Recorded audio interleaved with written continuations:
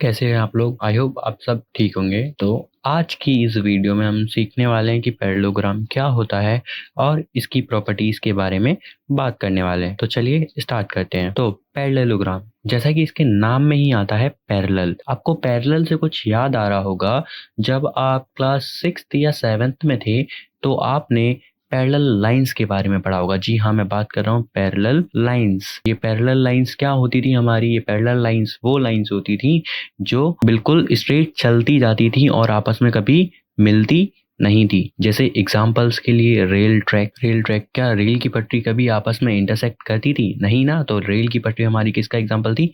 Parallel lines का। ठीक है, तो इसी से मिलता जुलता एक वर्ड है पैरेललोग्राम। ये पैरेललोग्राम होता क्या है? Basically a parallelogram is a quadrilateral whose opposite sides are parallel। ठीक है, अब क्वाड्रिलेटरल क्या होता है? क्वाड्रिलेटरल वो होता है, एक ऐसा पॉलीगॉन होता है जो 4 साइड से बना हो। 4 साइड्स वाले पॉलीगॉन को हम क्या कहते हैं? क्वाड्रिलेटरल कहते हैं। ठीक है, इतना समझ में आया होगा आपको।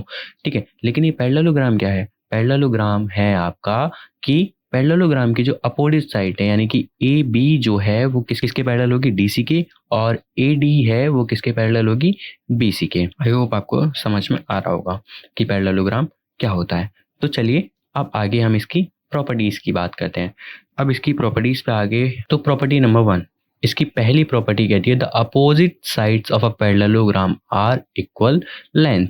यानी कि पैरेललोग्राम की जो अपोजिट साइड्स है, मान लीजिए मैं इसे नाम देता हूँ ए बी सी डी। इन्होंने बोला कि जो पैरेललोग्राम की अपोजिट साइड्स हैं वो पैरेलल तो हैं, अब ये कह रहे हैं कि ये इक्वल भी हैं। तो ठीक है, पहली प्रॉपर्टी क्या है कि जो ए बी है वो हमारी किसके इक्वल हो जाएगी? डीसी के। और जो डी ए डी है वो किसके बराबर हो जाएगी? बीसी के। ठीक है, ये पैरेलल भी हैं और इक्वल भी हैं। ठीक है, दूसरी प्रॉपर्टी जो है वो कहती है the opposite angle of a parallelogram of equal major. चलिए इसे समझते। दूसरी प्रॉपर्टी कह रही है कि जो भी अपोजिट एंगल होंगे पैरेललोग्राम के वो कैसे होंगे? इक्वल मेजर के होंगे। कैसे होंगे? इक्वल मेजर के होंगे। तो चलिए समझते हैं। अब आपने क्लास 7th में एक टॉपिक पढ़ा होगा ट्रांसवर्सल वाला।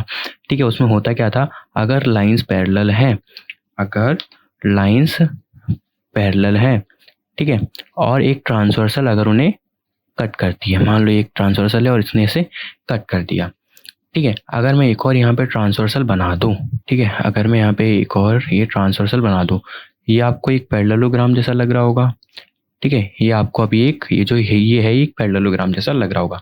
ठीक है, तो ये क्या कहता था हमारा, मतलब कि ट्रांसवर्सल वाला रूल, कि ये जो मतलब कि इसके जो एंगल्स हैं, यानी कि ये वाले अल्टरनेट इंटीरियर एंगल, ये बराबर होंगे। अल्टरनेट इंटीरियर एंगल क्या होंगे? बराबर होंगे। अगर लाइंस क्या है? पैरेलल है। तो सेम एंगल 1 जो है वो हमारा किसके बराबर हो जाएगा? एंगल 2 के। और एंगल 4 जो है वो हमारा किसके बराबर हो जाएगा? एंगल 3 के। अब एंगल 1 और मैं एंगल 4 को अगर प्लस करूं तो किसके बराबर आएगा मेरा? एंगल 2 + 3 करूंगा मैं। क्यों? क्योंकि अब मैं एंगल 1 को क्या लिख सकता हूँ? एंगल 2 भी लिख सकता हूँ। हाँ, और एंगल 4 को क्या लिख सकता हूँ? एंगल 3 भी लिख सकता हूँ। तो एंगल 2 + एंगल 3, तो ये हो गया हमारा हेंस प्रूव। ठीक है, कि पैरेललोग्राम के क्या होते हैं? अपोजिट एंगल्स इक्वल होते हैं। ठीक है, इसकी थर्ड प्रॉपर्टीज की बात करते हैं। इसकी थर्ड प्रॉपर्टीज कहती है कि the adjacent angles of a parallelogram are supplementary. Same transversal वाला रूल लगेगा कि सेम साइड के जो ट्रांसवर्सल के जो एंगल हैं ये क्या होते थे? सप्लीमेंट्री होते थे। मान लो कि ये एक पैरेललोग्राम ही है, तो इस same side of a transversal के जो एंगल होते थे वो कैसे होते थे? सप्लीमेंट्री होते थे। इनको जोड़ने से क्या आता था? 180 डिग्री आता था। तो सेम पैरेललोग्राम में भी क्या है? मान लो कि ये ट्रांसवर्सल है हमारी, मान लो ये पैरेलल लाइंस हैं और ये जो है ये ट्रांसवर्सल है, तो ये सेम साइड वाले ये हो गए। ठीक है, एक साइड ये हो गई और एक साइड ये हो गई, और ये वाली जो है ये ट्रांसवर्सल मान लो आप। ठीक है, तो ये एंगल यानी कि एंगल ए और एंगल बी को अगर हम जोड़ेंगे तो हमें क्या मिलेगा? 180 डिग्री मिलेगा। ठीक है, अब है property 4, the diagonal of a parallelogram bisect each other. यानी कि ये कह रहे हैं कि जो पैरेललोग्राम की जो डायगोनल्स हैं वो एक दूसरे को बाइसेक्ट करती हैं। बाइसेक्ट का मतलब होता है एक लाइन जो है वो दूसरे को बराबर बराबर हिस्सों में काट रही है। तो चलिए इसे भी हम प्रूव करके देखते हैं। मान लीजिए मैं एक ट्राइंगल लेता हूँ DOC। ठीक है, मैंने एक ट्राइंगल लिया DOC और एक ट्राइंगल लेता हूँ मैं ट्राइंगल AOB। अब जैसा कि मैंने अभी बताया, ठीक है, कि एंगल 1 जो है एंगल ए मतलब कि ट्रायंगल ए ओ बी में जो एंगल 1 है वो ट्रायंगल डी ओ सी के एंगल 2 के बराबर है।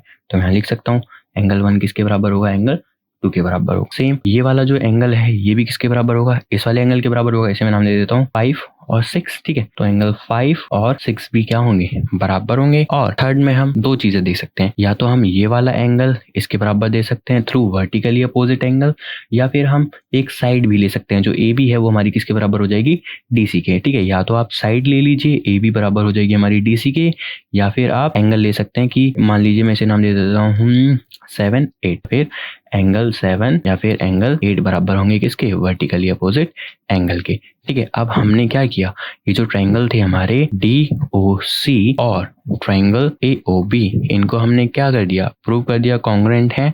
तो हम बाय सीपीसीटी से, किससे, बाय सीपीसीटी से कह सकते हैं कि जो ए ओ है वो किसके बराबर होगा, ओ सी के, और बी ओ जो है वो किसके बराबर होगा, ओ डी के। यानी कि ये ओ डी, अगर मैं बी ओ और ओ डी को जोड़ू तो मेरे को क्या मिलेगा, बी डी मिलेगा, और ए ओ और ओ सी को जोड़ू तो मेरे को क्या मिलेगा, ए सी मिलेगा, ठीक है। तो इसका मतलब ये बाइसेक्ट कर रहा है। हाँ, इसी के साथ हमने पैरेललोग्राम की सारी प्रॉपर्टीज कर ली और समझ लिया कि एक पैरेललोग्राम होता क्या है। अगली वीडियो में हम कोशिश करेंगे कि इसके क्वेश्चंस भी कर पाएं। आज की वीडियो में इतना ही था। अगर आपको वीडियो अच्छी लगी हो तो लाइक करिए।